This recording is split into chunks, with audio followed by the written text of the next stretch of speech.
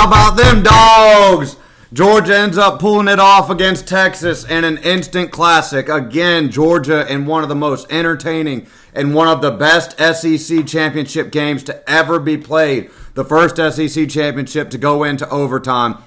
Georgia handles business against Texas, gets the win in overtime. Trevor Etienne again comes up big for the Dawgs, and just what a game. I am beyond happy today that Georgia was able to win the SEC through all the adversity that this team has faced this season. We've been on the wrong end of this game so many times in heartbreaking fashion. 2012, 2018, last season, all three of them to Alabama. Joe Burrow, mopped the floor with us one time. And it just feels good for Georgia to get a win over newcomer Texas, who ran their mouths for an entire year that they were going to come in here and win this league easily. And Georgia beat them in Austin once. We beat them in Atlanta in our backyard yesterday for the second time for the SEC. And I'm just so happy for Kirby Smart, these Georgia players, and the Georgia team. So salute to the Dawgs, man, for getting it done. I told you guys that I had a good feeling about this game. It was a little bit closer than I would have liked. It was a lot closer than I would have liked. And these Georgia Bulldogs, they like to make it as dramatic and as entertaining, but also as heart-pounding as possible for us fans. I almost passed out multiple times watching this game. I was so nervous. So just so happy for the Dawgs that they were able to get it done. Us as Georgia fans know how hard it is to come out on top in this game, and it just feels so good to be on the right side of it this time around, and to see this team win an SEC championship after all the adversity that they faced and all the things that went wrong and how bad we played at times, all the injuries we've overcome, the departure of two of our best receivers, our offensive line being shuffled around. There's just so much I could say, and we're going to get to that in just a second. I do just want to say one thing really quick, though. I thought about it multiple times yesterday. It was never lost on me that yesterday was the anniversary of Pearl Harbor, and I tell people this all the time. We are the only country in the world that gets to do this on College Football Saturday. We're the only country in the world that gets to have College Football Saturday, that gets to watch our favorite teams year after year after year. That's the United States. So salute and thank you to all of our veterans. And also yesterday was my Pop-Pop's birthday. He was born on Pearl Harbor, although a few years after the incident, he would have been 88 years old yesterday. And I thought about him a lot. And when Georgia was down in the second half, I did throw up a quick prayer. I just said, Pop-Pop, please help Georgia win this game. And I can't help but think he had, something to do with that. He was a huge Notre Dame and Ohio State fan. But he loved us enough that, he would have looked out for us as long as we weren't playing them. So happy birthday, Pop-Pop. Was thinking of you all day yesterday. But back to the game. What an exciting game. And I predicted this game to be a lot more high scoring than it was. And I really regretted doing so. I thought about what I wanted my score prediction to be prior to the game. I thought that the Georgia offense had got to be clicking a little bit. And I didn't think that Texas was going to play as well as they did. Hats off to the Texas players on defense. That defense is for real. And they totally shut us down in the first half, and they totally controlled that game. But I thought Georgia was going to be able to put points on the board, and I didn't think our defense was going to play as good as they did, the second time around. I was really impressed with our defense as well, even more so than Texas. So I thought that Georgia was going to get into the 30s. I did think that Texas was going to get into the 20s, but I thought our defense would make stops when they had to and make Texas kick field goals, which is how I got to the conclusion of 23. But for Texas to come in there and play the way that they did on the defensive side of the ball and just totally shut us down in the first half. I mean, they were taking away everything. And, of course, we don't help them ourselves with the drops. But, salute to Texas, the players, to Coach Sarkisian, and to the good Texas fans. To the Texas fans on the Southeastern Conference Facebook page, you are the most miserable, bunch of fans that I have ever ran across in my entire life. Oklahoma fans tried to warn us about y'all when you guys were still in the Big 12, said that you were the worst fan base in the entire country. And I said there is no way that there can be a fan base worse than Tennessee. Texas fans, you are by far a worse fan base than Tennessee. You are a miserable bunch of people to interact with, and you're a bunch of sore losers. You lost this game after leading into halftime, after totally controlling the game. You had us shut down. We had to put in a backup quarterback who has not even played at all this season except for against UMass. And Georgia totally turns it around, runs the ball down your throat in the second half, shuts you down totally on offense. You guys ran for 32 yards in this game. And Gunnar Stockton comes into the game and leads the offense down for 7 points, leads them back down there for a field goal. The game goes into overtime, and we have a backup quarterback after just playing an 8 overtime game against Georgia Tech.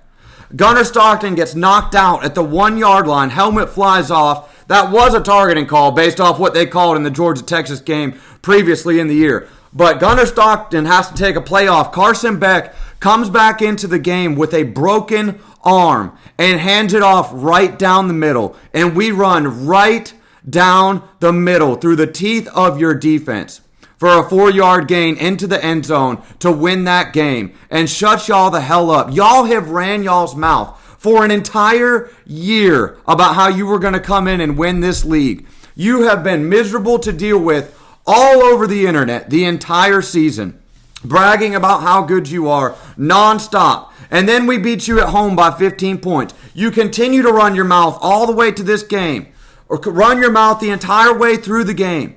Georgia beat you because Georgia is a better team than you. Georgia is a better program than you. Georgia has better fans than you, and Georgia outcoached you yesterday. But most of all, Georgia outwilled you yesterday. Georgia wanted that game more. Our players wanted it more. Our coaches wanted it more. And Georgia earned that win yesterday. For y'all to run your mouth the way that you did for an entire year, to go and bitch about the officiating as the reason that you lost.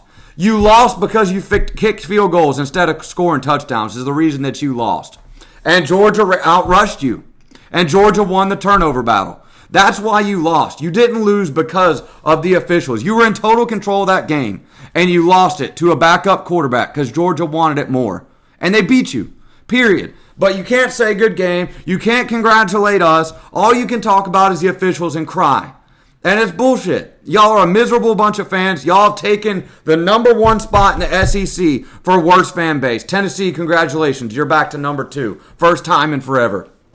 But anyways, so like I just laid out, I was just so impressed with Kirby Smart, with the coaching staff, with the Georgia players, really with our defense. For our defense to hold Texas to 32 yards on the ground is an impressive feat. Georgia did give up a lot of big plays on third down. I'd like to see that cleaned up. I mean, that was maddening yesterday. I almost hit the floor and passed out on some of those third downs yesterday where we were giving up 3rd and 17s, 3rd and 11s, 3rd and 12s, left and right. The 4th and 2 was bad as well. But Georgia came up huge and stopped them when we needed to, forced them into field goals. Texas missed 2 field goals.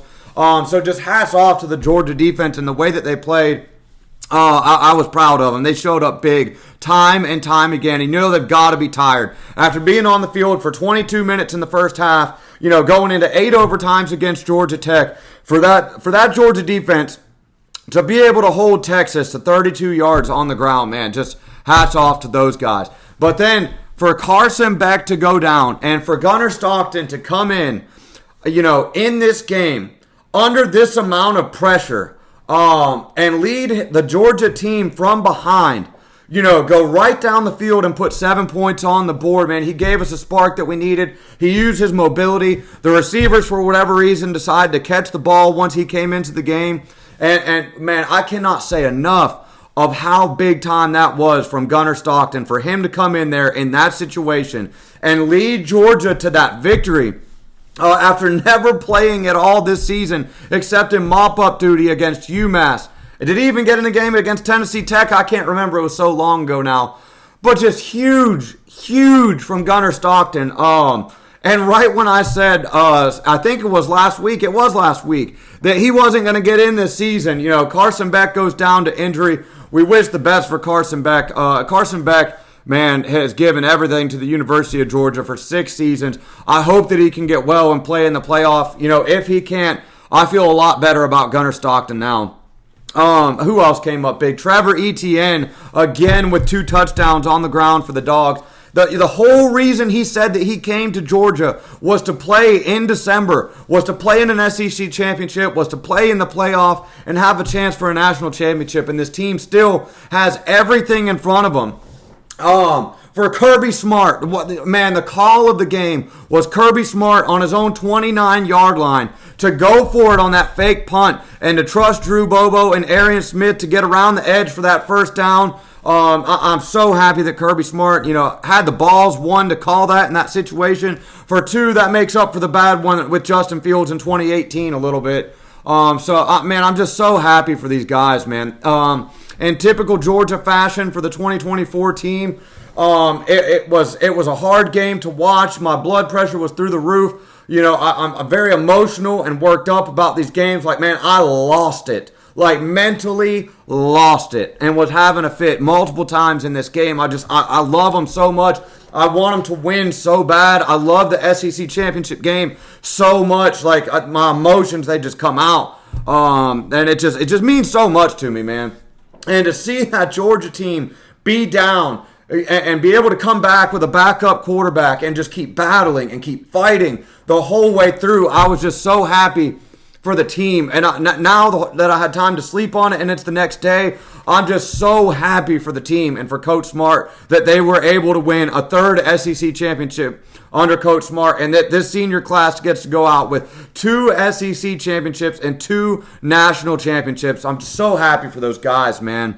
And I do want to bring this up because I did talk about this in my prediction video. I felt really good about Kirby Smart's defense against Steve Sarkisian's offense. We talked about that in previous videos. I felt good about that matchup. I ended up being right around, on pace for that. I think Texas got to 19. I predicted they'd get to 23. The Georgia offense fell a little bit short, though. But I said that if we could go into this game and find a way to beat Texas again, which I thought they would, I predicted they would. I didn't know it was going to turn out this good, but it turned out even better than we could have ever dreamed as Georgia fans on our side of the bracket. This is just, we ended up right where we wanted to be. So Georgia got the 2 seed in the bye in the Sugar Bowl. And on our side of the bracket, we are going to play the winner of the Indiana versus Notre Dame game in the Sugar Bowl, which I like Georgia in either of those teams, but we'll come back to that. And then the other games, Boise State, they've got a bye in the Fiesta Bowl. They're on our side of the bracket as well with the bye. So Boise State's the other team on our side with the bye. And then the other 2 teams, SMU has to travel to Penn State and play Penn State in a playoff game. It's going to be freezing cold in all these games, man. I wouldn't want to play in that shit. I'll tell you that right now. But I like Georgia against all of these teams on our side of the bracket. I would have to say that the most dangerous teams would be, I would just have to say Notre Dame, honestly.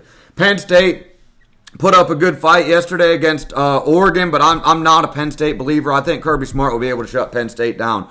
But Notre Dame, like I say over and over again, like a large portion of my family is Notre Dame fans, so I do follow them still to this day, just because my parents love them so much. But I have watched a few of their games this season. Notre Dame's got talent all over the field. They play very sound, very disciplined defense. They've got a good defensive coordinator. Their head coach, Marcus Freeman, is a defensive-oriented guy. And Notre Dame has athletes all over the field. Their running back, number 4, is an incredible athlete. And they run the quarterback, Riley Leonard, a good bit successfully. And Georgia's always had trouble with a mobile quarterback. So I believe the most dangerous team on our side of the bracket would be Notre Dame. I do think that Notre Dame will beat Indiana. But Indiana is capable of making explosive plays. I think Notre Dame is a much tougher matchup. So if Indiana beats Notre Dame, all the better for Georgia. I think that's a better matchup for Georgia. I know Georgia will throttle Indiana by 30 points in the Sugar Bowl, possibly by more than 30 points. I honestly believe that. Georgia will demolish Indiana if Indiana finds a way to beat Notre Dame. The other teams in there, SMU. SMU was in a dogfight yesterday. Let the first quarter get away from them with Clemson. They were able to battle their way back and tie the game late. And then Clemson kicks a miracle field goal, 56-yarder to win the game and win the ACC and get into the playoff. Boise State. Boise State's only loss on the season, which I like Georgia. Like I said, I like Georgia against everybody on our side of the bracket. But Boise State, I do respect Boise State. Their only loss is a close loss on the road at Oregon. Boise State has a hell of a running back, but Boise State has not traveled the path that Georgia has traveled. We are the most battle-tested team in the country. And I like Kirby Smart and our big guys up front. The defensive line's been playing better as of late. Our linebackers have been playing better as of late. I like Georgia to stop the run, stop Gentry, force them into passing situations. We'll be playing indoors if we do play. Force them into passing situations. Let our pass rushers get home. I like Georgia in that game. I like Georgia against SMU. And the team that I've been wanting to play all season long is Penn State. I was impressed that Penn State gave Oregon that close of a game. Yesterday they showed a lot of heart. I just like Georgia's athletes and Georgia's speed. And Georgia's defense matched up against Penn State's offense. I like Kirby Smart to shut that down. So I love our side of the bracket, and that is why I wanted to beat Texas so bad. More so because I wanted to win the SEC. The SEC championship, to me, is the biggest game of the season every year. It's great to win a national championship, but normally an SEC championship game is harder to win than a national championship game. The games that the times that we haven't won in the national championship were to Bama, which is just a rematch of the SEC championship. Yeah, that's ridiculous. Now, the other side of the bracket is a total gauntlet. I would much rather be on our side than on the other side. On the other side, you got Clemson playing Texas. I like Texas to win that one. You got Arizona State with a bye. Arizona State's been playing good as of late. I would like Georgia's chances against them, although I do think they're dangerous. Tennessee, Ohio State, what a matchup that is going to be in Columbus, Ohio, in a night game. That's going to be freezing cold. The winner of the Tennessee-Ohio State game is going to play Oregon. The only team in this entire playoff, well, actually, let me not say that. There are a few teams that I feel like could give us a hard time. Notre Dame's one of them. Oregon's one of them. Tennessee's one of them. And Texas is one of them. Those teams right there, but mostly Oregon. Oregon is a team that I think has athletes all over the field. They've got a mobile quarterback. Dan Lanning knows what we do here at Georgia. He's a former assistant coach of ours, so he knows the Georgia program inside and out. He knows Kirby Smart tendencies. That's a dangerous matchup for Georgia, but if we do play Oregon, it'll be in the national championship, and we'll have time to get ready for that. Even more time to get more battle-tested. But I just think Oregon will be our toughest matchup. And if we're going to win a national championship, I would love to play the best and beat the best. And I do think Oregon has been the most consistent team this season, although some of their games, the one against Wisconsin, the one last night against Penn State, there are some things we can attack against that Oregon team. But I do think they got athletes and speed all over the field. Dan Lanning is a hell of a coach, hell of a defensive guy, and I expect Oregon, they would give us trouble if we got matched up against them. Really going forward from here, man, this Georgia team needs a whole lot of rest. We've got to get some guys back healthy. I saw Truss tried to go yesterday. Who else? 71, Ernest Green tried to go yesterday. Those guys are still kind of banged up. ETN still kind of banged up. Who else? Did anybody see Christian Miller yesterday, number 52 on the defensive line? I didn't really get to see, or at least didn't pay attention if he got to play or not. Colby Young, we should be getting Colby Young back from suspension from his girlfriend, making up that Colby Young beat her up. Amazing how, let me just not even go there. But Colby Young should be coming back. ETN getting back healthy. Both the Robinsons at running back should be getting back healthy. The real question is, Carson Beck, how bad is the elbow? To me, it looked like an elbow. It didn't look like a shoulder. I could be wrong. I I don't know if that's going to be season ending or not. A lot of people are saying, yeah, nothing has come out. I don't expect to learn anything about Carson Beck before this game. I think Kirby's going to keep it a mystery. Kirby always does that with injuries, so that's what I'm going to continue to expect here going forward. But can we get Gunnar Stockton ready, in 3 weeks to go play in the Sugar Bowl against a really good Notre Dame or Indiana team? It'll be interesting to see all that. I do think that we can do it. I liked what I saw from Gunnar yesterday. I think he's capable. The more reps that he gets, the better he's going to get, and the coaching staff has time to get him prepared. I love how the team rallied behind him and was excited when he got into the game. They caught the ball when he got into the game. So a lot of good signs from Gunnar Stockton playing yesterday, but I do wish Carson Beck the best, and I would love if he could come back. If he can't come back, then we got to go all in on Gunnar Stockton and get him ready. But I love the heart that he showed yesterday, leading the Dawgs to a come-from-behind win against the Texas Longhorns. And just one more thing to Texas. Texas, for you to think that you were going to come into this league and win the first time that the first year that you came into the SEC, for you to think you were going to win the SEC championship, Georgia has come out on the wrong end of these SEC championships time and time again. Like, some of my most heartbreaking moments as a Georgia fan have come from this game. Like, it is incredibly hard to win the SEC. So I'm sorry for not feeling bad for y'all. Y'all got to sit down and take your turn and wait your turn. It's just not your time. You're eventually going to get one. But it wasn't happening this year, not against this Georgia team. We just wanted it more. And Georgia was able to win the game. Texas has got a very talented roster, a very talented coaching staff, a hell of a program. They've got a hell of a fan base, although annoying, they do have a hell of a fan base. It's not your time. It's still Georgia's time. So you will eventually get one. You got to sit there and take your lumps. You got to get your heart broken, and you've got to come back next season. If you've got to earn it. Period. Georgia, these SEC championships are so hard to win. And that was a heartbreaker yesterday. Welcome to the club. Expect many more in the future, but you will eventually get one. To all the reasonable Texas fans out there, good game. You guys came in there and played your ass off, especially on the defensive side of the ball. You fought to the very end and gave Georgia everything they could handle. You guys controlled much of that game. It was missed opportunities in the red zone, missed field goals, and the inability to run the ball and the inability to stop the run in the second half is what did Texas in yesterday. So Texas, you'll get one in the future, but it wasn't this time. I'm so happy for the Georgia fans, for Dog Nation, for Coach Smart. How about Kirby Smart throwing that shit up in Greg Sankey's face yesterday? Talking about, you sent us on the road all year long to the biggest and hardest venues, and we still came out SEC champions. You saw Greg Sankey's face yesterday, man. You know he didn't want us to win that game. You could tell that in the trophy ceremony. So good for Kirby Smart for rubbing it in his face. I enjoyed every single second of that. I'm so proud of the Dawgs, man, and I'm so happy they got to win. I really enjoyed rewatching it because I knew what was going to happen. I was able to enjoy it then.